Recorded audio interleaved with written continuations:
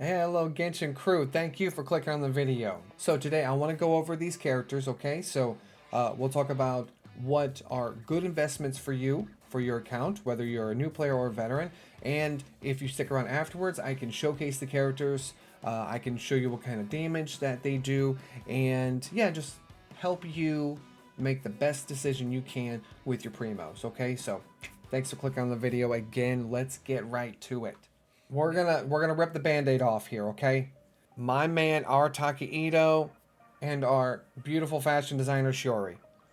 They are not in good spots right now. Geo itself is not in a good spot. If you get these two characters, Aarataki Ito, a great fun DPS, Geo DPS defense scaling. If you just want the swag of Aarataki Ito and you know that you better have Goro and you better have really good defense pieces in order to make his kit worth the effort. If you go in understanding the restrictions, his not so viable different team comps, he's a lot of fun. I still pull him out, not necessarily for any Spiral Abyss past floor 11.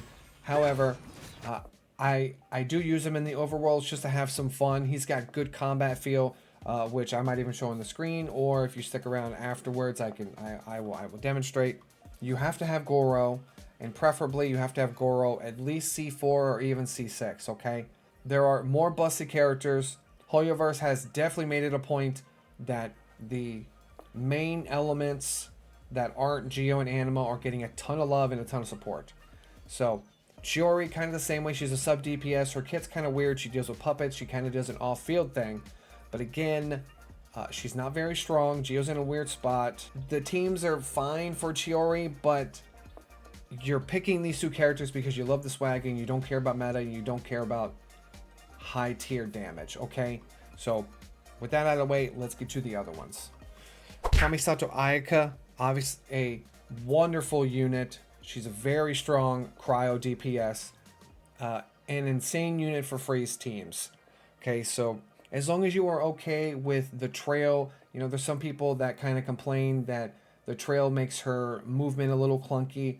As long as you understand that cryo is not in the best spot, but here's hoping when Snezhnaya rolls around, we maybe see some kind of change to that. She's still a very good unit, especially in the overworld. Her damage is crazy high. In the Spiral Abyss, she is still used. Freeze teams aren't super viable for some of the Spiral Abyss compositions. However, when they are strong, she is top tier freeze unit and well worth it for anyone looking, new and old, anyone looking for a very strong cryo DPS. And with the Blizzard Strayer, you don't have to build a ton of crit rate on her because the Blizzard Strayer makes up for it. So, which is why there's a lot of people that will give her the Mist Splitter Reforged, which we'll talk about the weapons as well, and giving her a really good crit damage sword and getting just a little bit of crit rate. You can stack a ton of attack percent, you can stack a ton of crit damage on her, and she can hit like a truck. Kamisato Ayato, the brother of Miss Ayaka, he not used as much, I'm gonna be honest. His Spiral Abyss capabilities, I think, have gone down pretty significantly. However, with Jalonin, he did get a spike up, but who didn't? He's a very good Hydro Applicator. His kit is interesting because he's the only one who does what he does, right? You hold that attack, and then you just go chop, chop, chop, chop. It's got a very good combat feel. His damage is not the best. He's kind of mid-tier. However, with his ultimate, it disperses such a large area of effect for Hydro. You can do some really cool reaction things. You can do taser comps. You can put them up with Nahida and other Dendro units for the Hyper Bloom teams. He's obviously totally good with Melt. I mean, Hydro in itself is a busted unit, right? Especially for Genshin. So, but if you go in understanding he's not a crazy strong DPS, I mean, unfortunately, we have Mr. Dragon Man himself, Nuvolette, to fight for the top Aqua spot in addition to Milani. So Ayato, mid-tier, very fun, very different play style. You want him for a different refreshing playstyle, I think you're going to be just fine.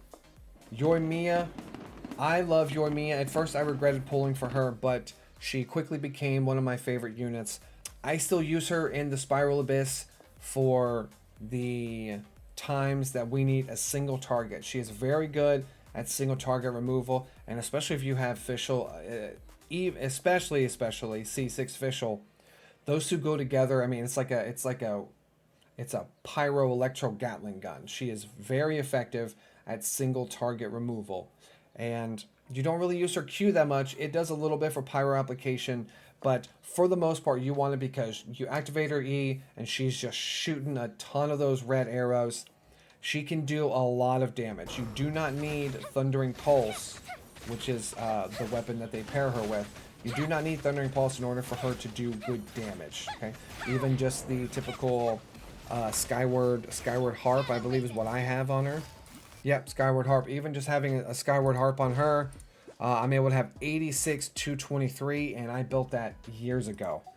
So she still has a lot of viable teams. Her damage is outshined by Mavwika, Hu Tao, and Arlecchino. She is mid-tier damage. Her personality is wonderful. Her kit's very easy. Press the E, slap everything with Pyro you can, and then you swap off to your other characters. Okay. Typically, you do her, you do 2 Hydros, and then you could even do Jalonin for buffs. You could also do her, Hydro, or 2 Hydros and Fischl. So there's a lot of play there, and you could use Yin Lin as well to really help spike her damage. She is used. She's mid-tier damage, but she's a lot of fun, and I mean she's adorable. She's adorable. All right, Yae Miko, not used. Electro in itself isn't too hard hitting right now. There's a lot of Hydro, there's a lot of Pyro. However, I like her gameplay. Her ultimate is beautiful, and it's just like that. It feels good when you do it. Her damage actually is pretty good. So the turrets are nice off-field electro damage. So she kind of gets pushed to the side a little bit just due to other units, kind of depending on what you need the role for. Obviously, she's a gorgeous character, has a wonderful voice, you know what I'm saying? So the turrets are handy. She is useful. I don't know how strong she is for the Spiral Abyss. She's squishy, all right? She's what we call a glass cannon. So she is used for... You could use her for overload teams, and you could use her for taser comp teams, and mono electro teams, or just hyper carry teams, especially with Kujo Sara, especially if you have C6 Kujo Sara. So overall, she's beautiful. Damage is mid, but a nice variance of teams, and I don't get bored with her, but I want you to understand what you're buying before you buy her. Kokomi, or Kokomi, however you want to pronounce it. One of the best Hydro units in the game, also one of the best healers in the game. Now, even with Einson and Bennett and Jalonin, Kokomi is still an extremely viable healer, okay? She's mostly used for freeze teams. She is insanely good for freeze teams. However, even if you just need a stationary Hydro applicator, or you need a Hyper Bloom carrier, or you need a oh my lord, if you need help with, I mean, if you have Nilou, there aren't many of us that have Nilou, but she's great in Nilou teams. Amazing healer. I wouldn't hesitate to recommend Kokomi for any new player or any veteran if you need a Hydro applicator and a healer. Her kit is super weird. She can't be like a DPS. There are meme builds, of course, but they intentionally gave her like a negative bajillion crit rate, so she's not really meant to be a DPS, and that's totally fine. She doesn't need to be. So this is a worthy buy. You're not going to waste your money. They can keep printing powerful people like Einstein and Jalonin till the cows come home. She's still worth the money. Bloom. She's fantastic for Bloom. For the rare few of us that play Bloom still. All right, and of course, Kazuha. Absolutely amazing unit, insane grouper. You put the 4-piece Viridescent Venerare on him. He shreds resistance like crazy. He is a god tier addition to any account, even with Jalonen. So, I mean, in terms of god tier supports, Jalonen's at the very top. Well, she's at the top with Bennett, and then Kazuha's like 1B. So you have Jalonen and Bennett up here in 1A category. Kazuha's 1B category. I mean, it is tight. For any veteran or any new player, Kazuha is an outstanding unit. He was highly used in the Spiral Abyss, highly used everywhere. He makes exploration easier with his whirlwind. He is a god unit. Let's break it down. I will give you my recommendations on pull value, what is going to be worth it for you overall. Ayaka. I'm going to put her in A category. She does what she does. Hopefully with Naya and the new Chef Cryo Girl, we will see an uptick in usage or damage. We shall see. Kazuha, obviously S tier unit. There's no question about it. Super tier, top tier, as high as you can go. Navia. She is S tier because I bet she's a stronger unit than Ayaka. When you do dual Geo, the shields are stronger, and dual Pyro, the attack is stronger. I wouldn't have any doubt in my mind that Navia does more damage than Ayaka. Raiden, I would put, depending on your account. If you're a young account, she's going to be S. It will drastically alter the state of your account for the better. If you're a veteran account and you've got a lot of supports established, she's probably going to be closer to an A tier, just in sheer usage and Spiral Abyss needs. Okay, still fantastic unit for any, that's okay, fine. She'll go to S. Because I don't want y'all to murder me. Kanish, I would put him in A category. His Bergen teams are strong. His movement speed's really good, but I still, maybe I'm underestimating. Wait, this is Gaming, isn't it? Wait, I was like, that looks so weird. Oh my god, internet, make fun of me. I am such an idiot. Okay, look, we're gonna pretend he's Kanish, because I don't feel like looking for another one, man. This one's got really good images. Oh my gosh, I'm so sorry. Alright. That's Kanish.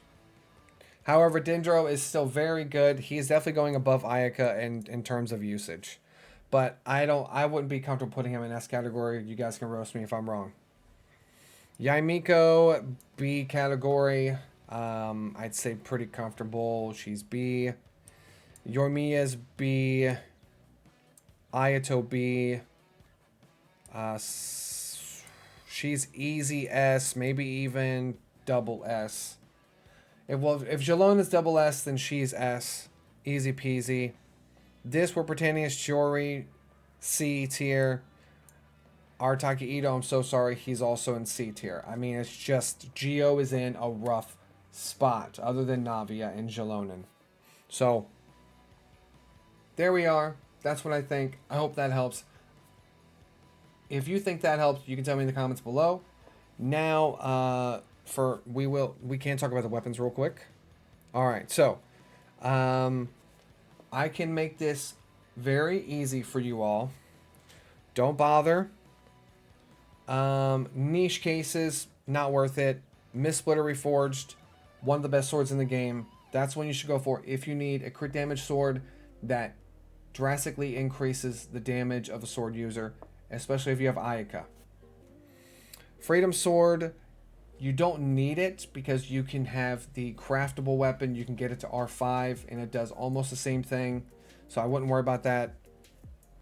Red Horn Stone Thresher, if you want to drip your Aarataki Ito or your Noel, you're more than welcome to. This is a defense scaling sword, or defense scaling claymore.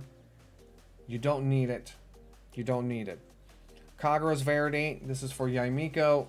I would not worry about this one. Don't you dare get Everlasting Moonglow for the love of all that is holy and the Gacha Lords above. Thundering Pulse you don't need. It's a attack scaling weapon. You don't need it. Save your primos for a character. If you want to drip your Yoimiya or... Give me a second. Yeah, excuse me. It's a crit damage. It's a crit damage bow. If you want to drip your Yoimiya, I mean, cool. She'll hit harder. But I'm not even confident if you give Yoimiya the Thundering Pulse and then you give Hu Tao... So, you know, I would worry, even with a 5-star bow, it's going to be close to her being out damaged. Especially with Mawika. So, I wouldn't want to push anyone on anything other than the Mist Splitter Reforged if it was up to me. You're more than welcome to get the drip for any of your favorite characters. More power to you. Again, this is a casual game. You don't need the 5-star weapons. The Spiral Abyss is getting so sweaty and so HP inflated that me with my veteran account, I can't even 36-star Abyss. And I've got like multiple C1, C2 units. And all my supports are like C6. So, sounds like a skill issue, bro. I mean, maybe.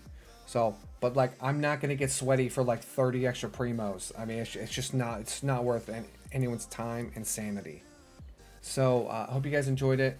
And I will see you all in the next one. If you like Wuthering Waves, if you like Nikkei, I am trying to spread my horizons and play different games for different gacha games. Love both of those games. Nikkei, a little bit more grown up, a little bit more harsh-hitting story. Wuthering Waves, wonderful gacha game. Characters are wonderful. They're doing an anniversary coming up, so you have your choice to get a different character. And Nikkei just dropped a anniversary as well, and there are some beautiful characters, and the story is fantastically harsh and brutal and wonderful. I'll see you in the next one.